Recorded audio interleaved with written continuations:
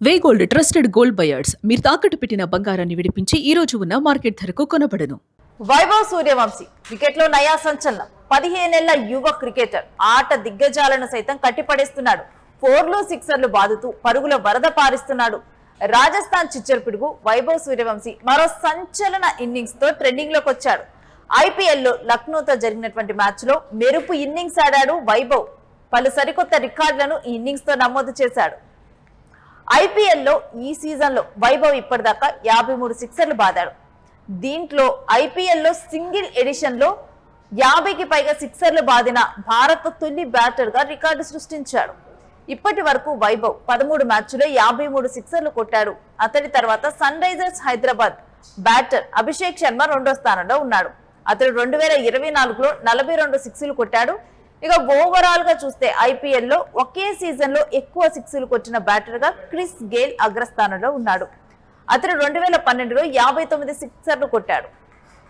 ఇక ఐపీఎల్లో తొలి సీజన్ నుంచి ఆడుతున్నటువంటి విరాట్ కోహ్లీ, రోహిత్ శర్మకు సైతం ఏ ఎడిషన్ లోనూ ఈ ఫీట్ సాధ్యం కాలేదు. ఈ స్టార్ క్రికెటర్లు తమ కెరియర్ లో ఐపీఎల్లో సింగిల్ ఎడిషన్ లో ఒక్కసారి కూడా 40 సిక్సర్లు కొట్టలేకపోయారు.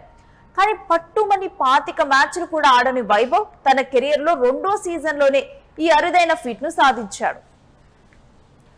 ప్రస్తుత ఎడిషన్ లో వైభవ్ తాజా మ్యాచ్ తో 500 పరుగుల మార్కును దాటేశాడు. ఇప్పటిదాకా 13 మ్యాచ్ల్లో 579 పరుగులు చేసినటువంటి ఇతడు టాప్ లో కొనసాగుతున్నాడు. దీంతో ప్రపంచంలోని ఏ T20 లీగ్ లో అయినా 500కు పైగా పరుగులు మార్కు టచ్ చేసిన అతి చిన్న వయసున్న క్రికెటర్ గా రికార్డు సాధించాడు. ఇది ఐపీఎల్ కాదు, వరల్డ్ రికార్డు కూడా. ప్రస్తుతం అతని వయసు 15 ఏళ్లు. ఈ సీజన్ లో వైభవ్ క్రీజ్ లోకి వచ్చాడంటే చాలు 4లు 6లతో తొలి ఓవర్ నుంచే బాదటం షురూ చేస్తున్నాడు. దీంతో ఐపీఎల్ చరిత్రలో అత్యధిక స్ట్రైక్ రేట్ తో 500 రన్స్ చేసిన రికార్డు కొట్టాడు. ప్రస్తుతం అతని స్ట్రైక్ రేట్ 233గా ఉంది. ఇది వరకు ఈ రికార్డు కోల్కతా నైట్ రైడర్స్ తరఫున 2019లో ఆండ్రీ రసెల్ 205 స్ట్రైక్ రేట్ పేరిట ఉండేది.